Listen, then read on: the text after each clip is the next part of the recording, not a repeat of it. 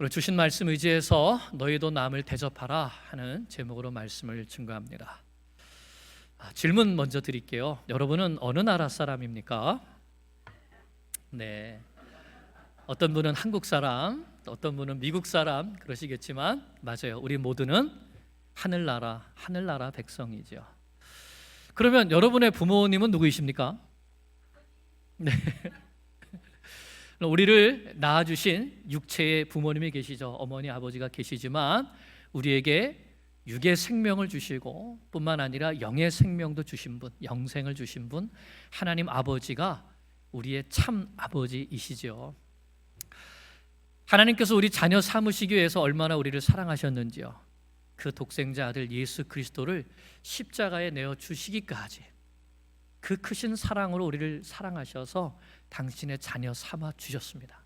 그러니까 우리가 하나님의 자녀가 되었다, 하나님을 내 아버지로 부른다, 이것은 정말 보통 일이 아닙니다. 하나님의 큰 은혜가 내게 임한 사건이죠. 마지막으로 질문합니다. 여러분은 누구의 제자입니까?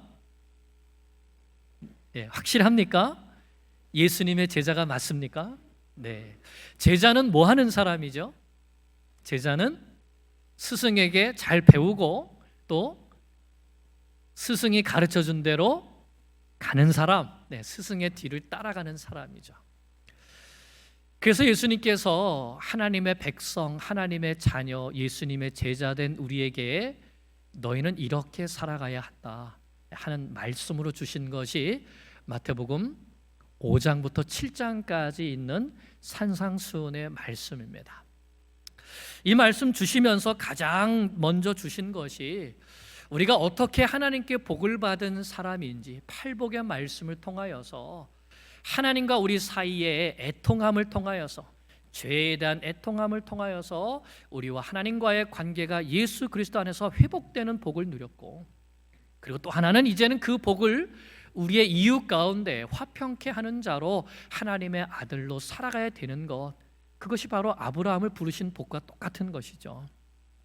내가 너로 큰 민족을 이루고 너는 복이 될지라 하신 것처럼 하나님을 알고 하나님을 섬기는 하나님 나라의 이제 백성이 되어서 이 하나님께서 우리에게 주신 복을 온 세상에 전파하면서 살아가는 것, 그것이 바로 팔복의 내용입니다. 그래서 예수님은 이렇게 팔복의 이런 그 내용을 가지고 살아가는 우리가 바로 이 세상에서 빛이고 이 세상에서 소금이라고 말씀해 주신 것입니다. 그러면 구체적으로 빛과 소금에 대해서 살아가는 삶이 무엇입니까? 율법에는 이렇게 말하였지만 나는 너에게 말하노니 살인하지 말라, 간음하지 말라, 거짓 맹세하지 말라. 이것이 무엇이죠? 형제를 사랑하라는 겁니다. 내 이웃을 내 몸과 같이 사랑하라고 하시는 것이죠.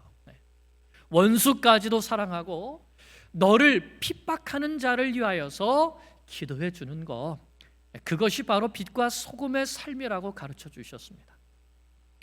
뿐만 아니라 우리가 하나님 앞에서 살아갈 때 우리가 구제해야 되고 기도해야 되고 금식도 해야 되지만 사람에게 보이려고 하는 것이 아니라 오직 하나님 앞에서 코람데오, 하나님이 보고 계심을 알고 또한 나에게 상 주실 이는 오직 하나님 한 분뿐임을 믿고 그렇게 살아가라고 가르쳐 주신 것이죠.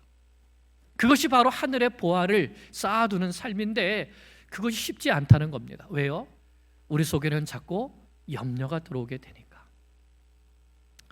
그래서 예수님께서 우리에게 가르쳐 주신 이 산상수훈의 말씀, 여러분 이것이 무슨 비밀스러운 이야기가 아니고 우리가 이해하기 어려운 말씀도 아닙니다. 누구든지 들으면 아 그렇구나, 이렇게 살라고 하시는구나, 다 깨달아 들을 수 있는 말씀이죠. 다만 순종하기가 쉽지 않은 겁니다. 순종하기가 어렵습니다. 조금 전에도 말씀드렸지만 왜 우리가 순종하기가 어려울까요? 첫째는 이 말씀에 순종하려고 할 때 자꾸만 우리 속에 염려, 근심이 들어오는 겁니다. 하나님 말씀 참 좋고 예수님 가르침이 참 좋은데 그렇게 살다가는 이 세상에서 바보 취급 당하지. 그리고 내가 이렇게 사람들을 돕고 사랑하고 섬기는 삶을 살려고 내게 주신 것들, 물질과 생명과 은사와 이런 것들을 사랑과 섬김으로 이렇게 드리면서 살면 내 삶은 누가 책임져 주지? 내 삶에 부족하게 되면 어떻게 되지? 이런 염려와 근심이 있다는 거죠. 그래서 순종하지 못하는 겁니다. 하늘에 보아 쌓는 것이 좋은 줄 아는데 순종하지 못하는 거죠. 그래서 예수님께서 가르쳐 주신 것이 무엇입니까? 염려하지 말아라. 공중 나는 참새도 하나님이 먹이신다. 들풀도 입히신다.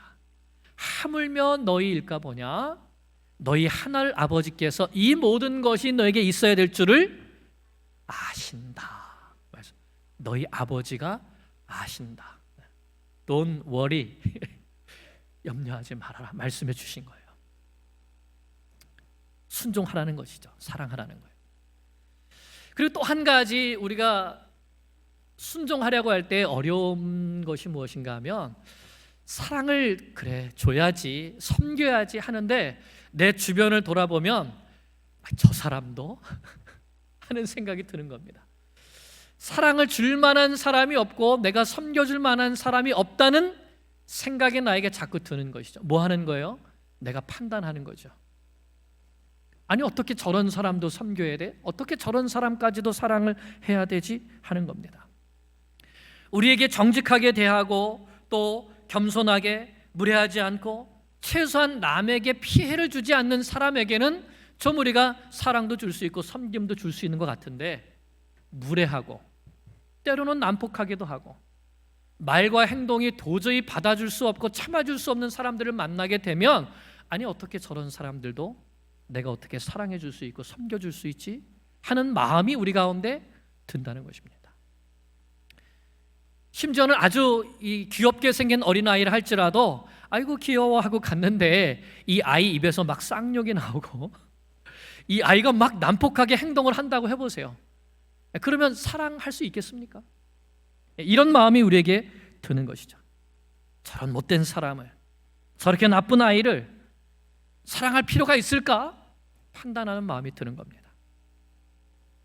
그리고 또 한 가지는 내가 그래도 내가 사랑을 줘야지, 섬겨야지 하는데 사랑을 줄 수 있고 섬겨줄 수 있는 힘과 능력이 나에게 없는 겁니다. 그래서 또 줄 수 없죠. 내가 물질로 좀 섬겨주고 싶은데 물질이 없습니다. 내가 좀 이런 은사로 저 사람에게 이게 필요할 것 같아 이런 것으로 좀 섬겨주고 싶은데 그런 은사가 그런 능력이 나에게 없는 겁니다. 하고 싶어도 줄 수 있는 게 없어서 못할 수도 있는 거죠. 자, 그러면 이럴 때 우리는 어떻게 해야 할까요?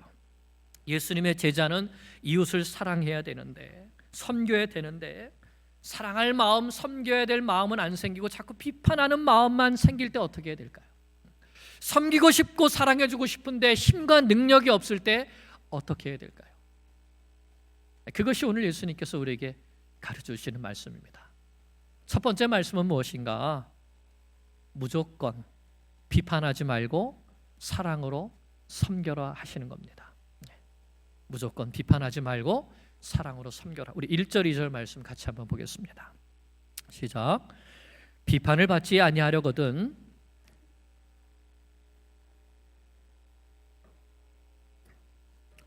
너희가 헤아리는 그 헤아림으로 너희가 헤아림을 받을 것이니라. 아멘. 먼저 예수님은 우리에게 너희는 비판하는 사람이 되지 말아라 말씀하십니다. 비판하는 사람이 되지 말아라. 여러분, 비판이 무엇이죠? 비판, 다른 사람을 판단하고 또는 비난하고 하는 것을 말합니다. 특별히 여기에서 말하는 이 비판이라고 하는 것은 어떠한 사람을 죄인이라고 정죄하는 것을 말합니다. 저 사람 잘못했어, 전 벌 받아야 돼, 저 사람은 죄인이야, 이렇게 내가 판단해서 죄인으로 정죄하는 것을 비판이라고 말합니다. 그 밑에 보면 헤아림이라고 나와 있죠. 너희가 헤아리는 그 헤아림.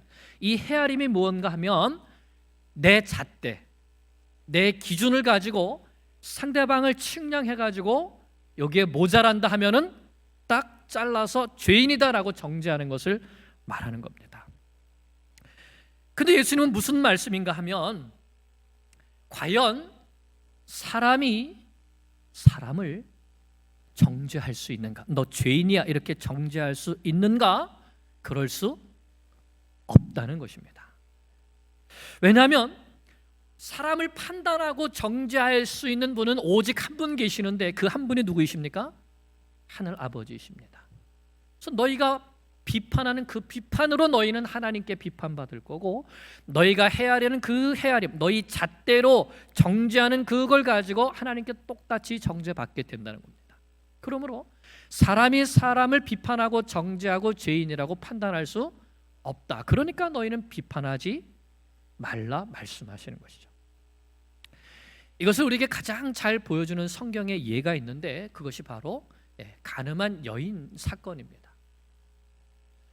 바리새인과 서기관들이 한 여인을 끌고 예수님 앞에 데리고 왔습니다. 붙잡아 왔습니다. 왜 붙잡아 왔죠? 이 여인이 현장에서 가늠하다가 현장에서 붙잡혔습니다. 그래서 이들이 한 손에는 모세의 율법을 들고 또 한 손에는 돌을 들고 예수님을 찾아왔습니다. 그래서 뭐라고 말하죠? 선생님, 모세의 율법에는 이런 여자를 어떻게 해요? 돌로 치라고 했는데 당신은 뭐라고 하시겠습니까? 사실 예수님을 비난하고 정죄하려고 흉죄를 꾸며서 이 여인을 데려온 거죠. 그런데 사실 그들에게는 정확한 판단의 기준이 있습니다. 뭐죠? 모세의 율법이 있습니다. 그리고 모세의 율법에 그렇게 기록됐습니다. 가늠한 여인은 돌로 쳐라. 그래서 율법에 죄가 무엇이 죄인가 분명하게 기록되어 있고, 심지어는 그 죄에 대한 형벌이 무엇인가도 분명하게 기록되어 있습니다. 그 모세의 율법과 돌을 들고 예수님을 찾아온 것이죠. 자, 그런데 그들이 간과한 것이 있습니다. 예수님께서 그걸 가르쳐 주시죠. 무엇을 간과했습니까? 율법에는 간음만 죄라고 하지 않는다는 거예요. 율법엔 또 뭐도 죄죠? 살인도 죄입니다. 부모 공경하지 않는 것도 죄입니다. 거짓말도 죄이죠. 이웃의 것을 탐내는 탐심도 죄입니다. 그러니까 율법에는 하지 말라는 많은 것들이 있습니다. 하지 말라는 것을 하게 되면 죄를 짓는 것이죠. 죄인이 되는 겁니다. 반면에 율법에는 하라는 것도 많이 있죠. 안식일을 거룩하게 지키라고 합니다. 11조 하라고 하시죠. 구제하라고 하십니다. 적극적으로 하라는 것을 하지 않는 것도 죄입니다. 그러니 모든 율법을 지키다가 한 가지만 어겨도 뭐가 되죠? 죄를 범하는 죄인이 되는 겁니다. 그러므로 예수님은 내가 이 모든 율법을 지키다가 한 가지만 어겨도 죄인인데, 똑같은 죄인이 자기가 가지고 있는 이 율법의 잣대를 자기에게는 들이대지 않고 다른 사람에게 들이대면서 너는 죄이니까 너는 돌에 맞아 싸다, 돌에 맞아 죽어도 된다 라고 하면서 정죄하고 심판할 수 있느냐 하시는 거예요. 그럴 수 없다는 것이죠. 그래서 예수님께서 뭐라고 대답해 주셨습니까? 너희 중에 죄 없는 자가 먼저 돌로 치라 하셨습니다. 너희 중에 지금 모세 율법 들고 돌 들고 온 너희들 가운데에 죄 없는 자가 먼저 돌로 치라. 그랬을 때 노인부터 시작해서 청년에 이르기까지 모두 다 돌을 내려놓고 슬금슬금 도망칠 수밖에 없었습니다. 이것이 무슨 뜻입니까? 그 똑같은 율법의 잣대로 자기를 헤아려 보니까 뭐라는 거예요? 나도 죄인이라는 겁니다. 나도 때릴 수 없다는 것이죠. 나도 율법을 어긴 죄인이라는 것이 자기 양심이 고발하는 겁니다. 자, 그런데 이런 죄인이면서도 예수님까지도 고발하고 정죄하는 것이 사람입니다. 이 바리새인들과 이 서기관들이 결국은 어떻게 합니까? 정말로 대제사장들과 함께 예수님을 죄인으로 몰아서 정죄하고 그들이 재판해서 사형에 해당한다 결정하고 빌라도의 손을 빌어서 십자가에 못 박아 죽이는 것이죠. 그런데 예수님은 자신을 정죄하고 심판하는, 아니 피조물이 창조주를 정죄하고 심판하는데 그 피조물에 대해서 어떻게 하셨죠? 아버지, 저들의 죄를 용서하여 주시옵소서. 죄인들을 위해 기도하셨습니다. 그리고 간음한 이 여인의 죄를 용서해 주셨듯이 예수님을 십자가에 못 박는 그 모든 무리들의 죄를 용서해 주셨을 뿐만 아니라 오늘 나의 죄도, 우리의 죄도 용서해 주신 것이죠. 죄인들에게 심판을 하고 형벌을 내리실 수 있는 유일한 분이 죄인들에게 형벌을 내리신 것이 아니라 대신 그 형벌을 받아 주신 것입니다. 비난하고 정죄하는 대신 자신의 몸을 내어주시는 사랑으로 섬겨주신 것이죠. 그분이 바로 나의 주, 나의 하나님, 우리의 구원자 예수 그리스도이십니다. 그분은 우리를 비난하지 않으셨습니다. 판단하지 않으시고 정죄하지 않으셨죠. 그 예수님께서 우리에게 이렇게 말씀하시는 겁니다. 3절에서 5절인데요. 제가 현대인의 성경 번역으로 오늘날 말로 같이 한번 읽어보겠습니다. 왜 너는 형제의 눈 속에 있는 티는 보면서 내 눈 속에 있는 들보는 보지 못했느냐? 내 눈 속에 들보가 있는데 어떻게 형제에게 내 눈 속에 있는 티를 빼내 주겠다 하고 말할 수 있느냐? 위선자야, 먼저 내 눈 속에 들보를 빼내어라. 그러면 내가 밝히 보고 형제의 눈 속에 있는 티도 빼낼 수 있을 것이다. 말씀하셨죠. 네. 이 말씀 무슨 뜻인지 모르는 사람 없을 겁니다. 네. 금방 쉽게 이해될 수 있죠. 로마서 2장에도 이런 말씀이 있습니다. 로마서 2장 1절에서 3절인데요. 로마서 2장 1절에서 3절 우리 같이 한번 읽어보겠습니다. 여러분은 남을 판단하고 있습니까? 그렇다면 여러분은 죄인이 아니라고 변명할 수 없습니다. 왜냐하면 여러분도 그들과 똑같은 일을 하고 있기 때문입니다. 이런 일을 하는 사람에게는 하나님의 정의의 심판이 내린다는 것을 우리는 알고 있습니다. 자기도 같은 일을 하면서 남을 판단하는 사람은 하나님의 심판을 피할 수 없을 것입니다. 네, 마찬가지로 현대인의 성경 번역으로 한번 읽어보았습니다. 여러분, 비판하는 것이 하나님의 의를 이루지 못합니다. 비판하는 것이 하나님의 의를 이루지 못하고, 비판하는 것이 하나님의 선을 이루지 못하고, 비판하는 것은 또 하나의 악을 더할 뿐이죠. 뿐만 아니라 비판하는 것으로 하나님 앞에 상 받을 수 없습니다. 하나님 앞에 섰는데 야, 너 그동안 비판하느라 수고했다. 내가 너에게 비판상을 허락하노라. 이런 것 없습니다. 사실 이런 건 세상도 없지요. 세상에서도 무슨 봉사상, 무슨 섬김상 이런 건 있지만 노벨 비판상 뭐 이런 건 없지 않습니까?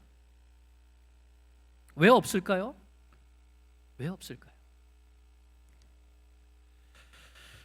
비판하고 정죄하는 거, 아니 당신 왜 그래? 당신은 왜 그 모양이지? 아니 사람이 어떻게 그럴 수 있어? 당신은 왜 그렇게 죄를 짓지?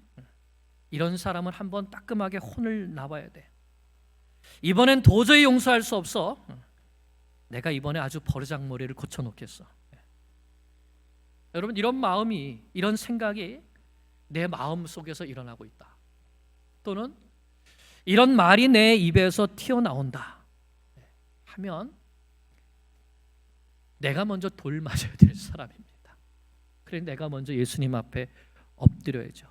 가늠한 여인처럼 예수님 앞에 납작 엎드려서 나는 죽어 마땅합니다. 내가 죄인입니다. 이렇게 숨죽이고 가만히 엎드려 있을 때 어떤 음성이 들렸습니까? 너를 정죄하던 자들이 어디 갔느냐? 나도 너를 정죄하지 아니하노니 가서 다시는 죄를 짓지 말라 하십니다. 그래서 우리는 비판하고 정죄하는 사람이 되어서는 안 됩니다. 예수님처럼 끝까지 사랑으로 섬겨주는 사람이 되어야 되는 것이죠. 나를 비판하지 않으시고 용서해 주신 나의 주 예수 그리스도, 그분이 너희도 그렇게 하라고 하셨으니 그 예수님을 닮아서 비판하고 정죄하지 않는 것입니다. 그것이 주님을 사랑하는 것이죠. 또한 그것이 이웃을 사랑하는 것입니다. 우리가 말씀 들으면 참 아멘이 절로 나오죠. 근데 실제로 이와 같은 삶을 살아가려면 이것이 쉽지 않습니다. 다른 사람을 비판하는 대신 그 사람의 모습을 보고 나를 돌아보는 것이 쉽지 않습니다. 게다가 그런 사람을 섬겨준다, 사랑해준다 하는 것은 더 쉽지 않죠. 그래서 어떻게 해야 된다는 겁니까? 그래서 우리가 어떻게 해야 된다는 거죠? 7절, 8절입니다. 7절, 8절.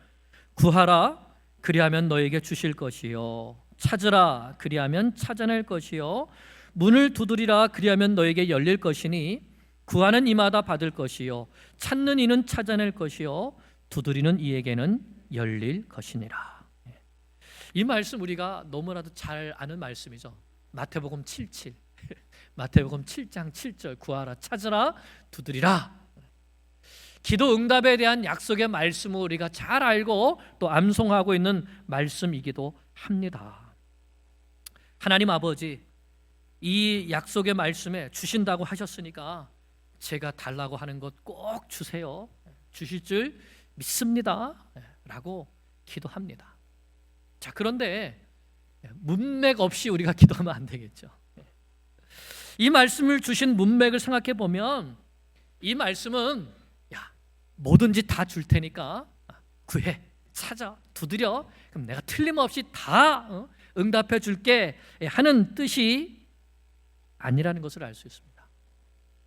이 말씀은 산상수훈이라는 문맥 안에 있습니다. 산상수훈은 무엇이죠? 하나님의 자녀인 우리들, 예수님의 제자인 우리들, 이 세상에서 어떻게 살아가야 하는가에 대한 가르침의 말씀입니다. 팔복을 받은 자로 살아라. 세상에서 빛과 소금이 되어라.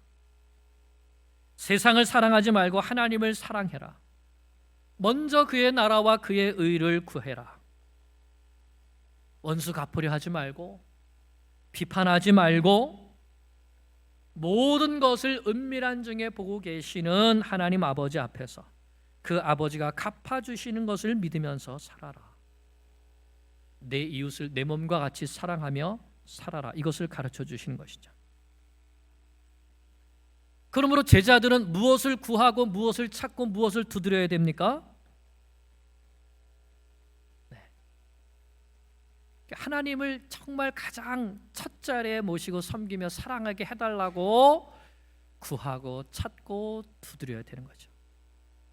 여러분, 이것이 쉬운 기도가 아닙니다. 하나님을 가장 사랑하게 해주세요. 쉬운 기도가 아니죠. 왜요? 우리 마음에는 늘 이 세상을 향한 사랑이 있고 세상을 향한 욕심이 있기 때문입니다. 그러니 너희 힘으로 할 수 없으니 구하고 찾고 두드리라고 하시는 겁니다. 하나님, 사람의 칭찬 아니라 하나님의 칭찬 하나면 충분합니다. 하나님 앞에서 신앙생활 잘하게 해주세요. 이 기도죠. 이것도 쉽지 않습니다. 하나님, 원수 갚지 않게 해주세요. 원수를 사랑하게 해주세요. 섬기게 해주세요. 이것도 쉽지 않죠.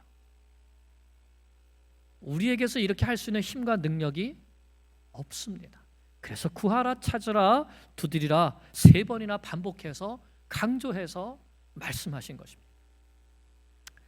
이 3개의 말에는 형태가 똑같은데요, 2인칭 복수 현재 명령형으로 되어 있습니다. 그러니까 명령형이라는 것은 뭐예요? 하면 좋고 안 해도 되고 이게 아니라 반드시 너희는 이렇게 살기 위해서는 구하고 찾고 두드려야 한다. 반드시 기도하는 사람이 되어야 한다 말씀하시는 겁니다. 구하라, 찾으라, 두드리라 명령이에요.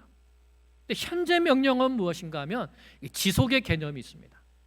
한 번이 아니라 끊임없이 쉬지 말고 기도하라랑 똑같은 거예요. 끊임없이 쉬지 말고 응답해 주실 때까지 계속 찾고 계속 구하고 계속 두드리라 하는 말씀인 겁니다. 그러면 내가 응답해 주시겠다 하는 것이죠.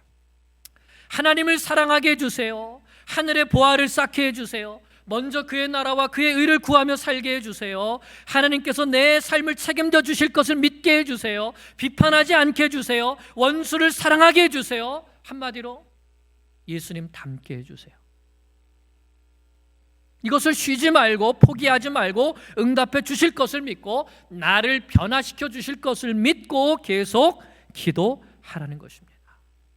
그러면 내가 너를 예수님 닮은 나의 자녀로 만들어 주시겠다 하시는 약속인 겁니다. 예수님은 이런 예까지 들어주십니다. 9절에서 11절 보면 너희 중에 누가 아들이 있는데 떡을 달라고 하는데 돌을 주고 생선을 달라고 하는데 뱀을 줄 아버지가 있겠냐. 악한 자라도 좋은 것을 자식에게 줄 줄 아는데 하물며 하늘에 계신 너희 아버지께서 구하는 자에게 좋은 것으로 주시지 않겠냐. 자식을 사랑하는 부모의 마음은 똑같지 않냐 하시는 거예요.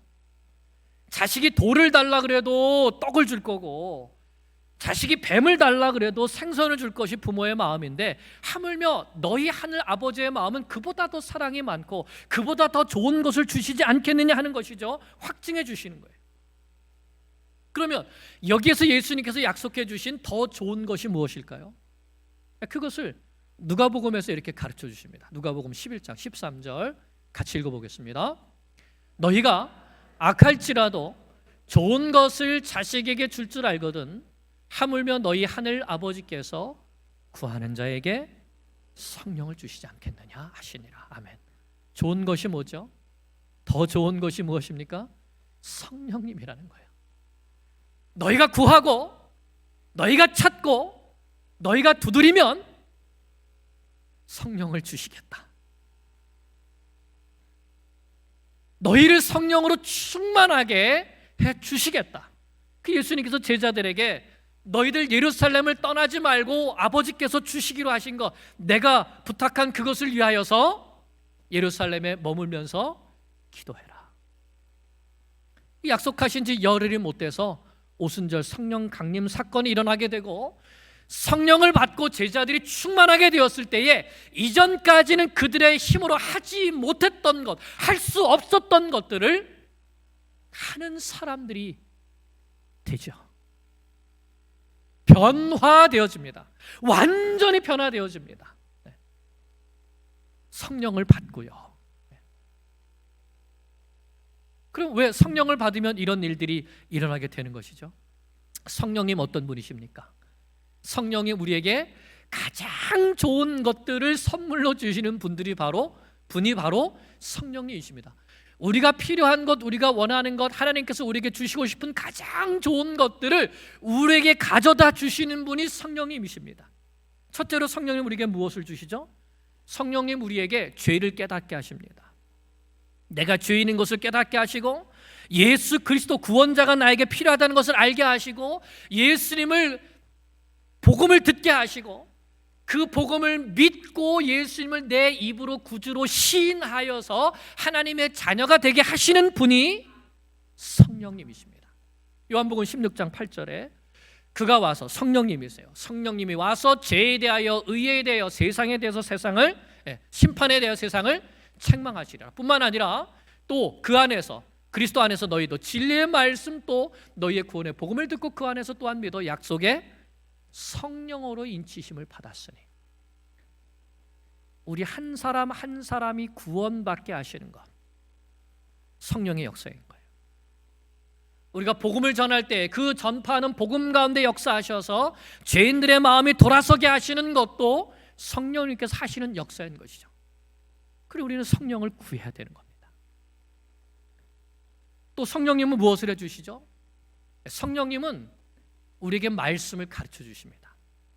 말씀을 깨닫게 해주셔요. 뿐만 아니라 그 진리의 길로 우리가 살아갈 수 있도록 인도해 주시는 분이 성령님이십니다. 한번 읽어볼까요? 시작. 보혜사 곧 아버지께서 내 이름으로 보내실 성령, 그가 너희에게 모든 것을 가르치시고 내가 너에게 마다한 모든 것을 생각나게 하시리라. 누가요?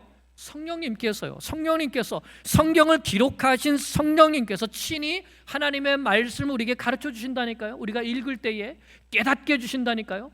뿐만 아니라 16장 13절 시작.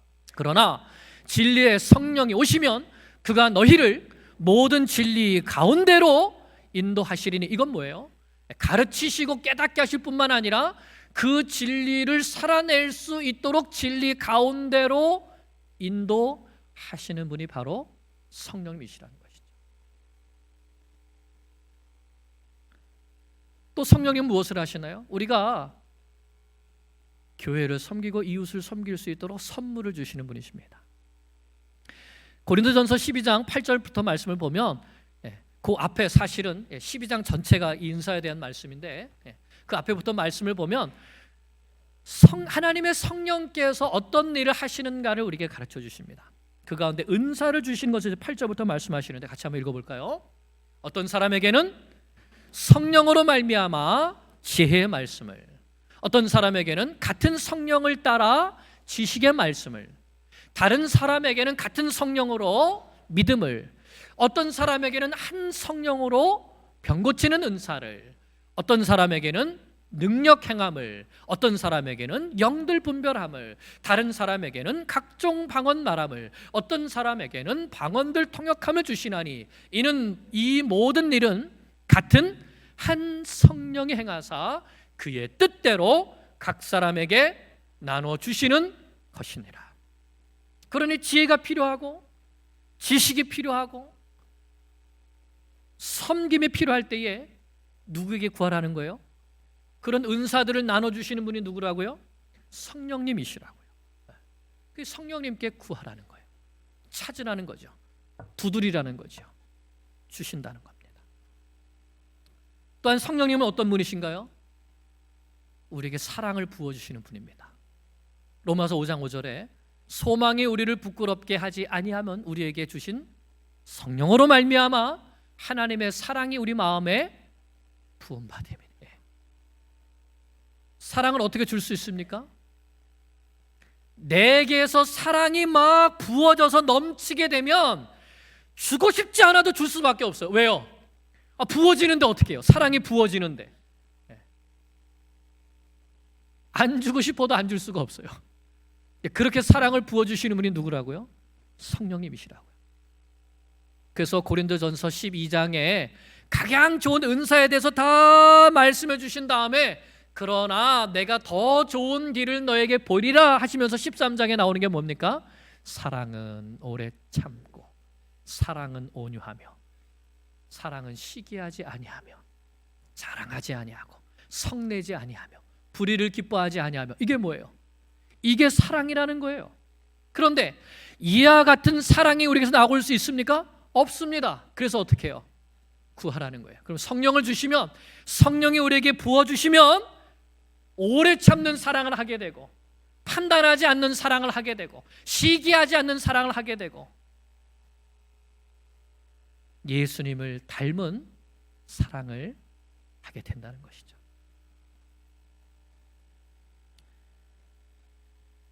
또 성령님은 우리에게 무엇을 주십니까? 성령님은 우리가 마땅히 무엇을 기도해야 될지 알지 못할 때 우리를 위해서 기도해 주시는 분입니다. 와.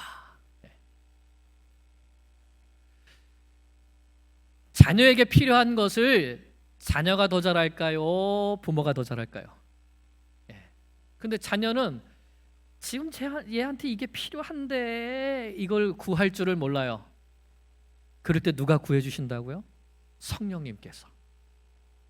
누구를 대신해서? 나를 대신해서, 우리를 대신해서 성령님께서 아버지 지금 얘한테 이게 필요한데요, 지금 구할 줄을 모르고 있습니다. 아버지 제가 대신 구하니까 주세요. 이거 성령님께서 해주신다는 거예요. 마땅히 우리는 기도할 바를 알지 못하나 무엇을 기도해야 할지 모르지만 성령은 말할 수 없는 탄식으로 우리를 위하여 친히 간구해 주시기 때문에 우리에게 성령이 필요합니다. 한 가지만 더 해볼까요? 성령은 우리에게 열매를 맺게 주시기 때문에요. 어떤 열매죠? 사랑의 열매, 희락, 화평, 오래 참음, 자비, 양선, 충성, 온유, 절제, 이와 같은 열매를 맺게 해주시는 분이 성령님이십니다. 그러니 성령 충만함을 구해야 되는 것이죠. 우리가 하나님을 사랑하고 이웃을 사랑할 수 있는 것은 오직 성령 충만을 통해서만 가능하기 때문입니다. 그렇게 될 때 우리는 12절에 나오는 이 결론의 말씀, 이 삶을 살아갈 수가 있는 겁니다. 자, 12절에 뭐라고 말씀하셨습니까? 그러므로 무엇이든지 남에게 대접을 받고자 하는 대로 너희도 남을 대접하라. 이것이 율법이요 선지자니라. 율법이요 선지자라는 것은 구약의 하나님의 모든 말씀을 다 말하는, 하나님의 모든 말씀을 말하는 거예요.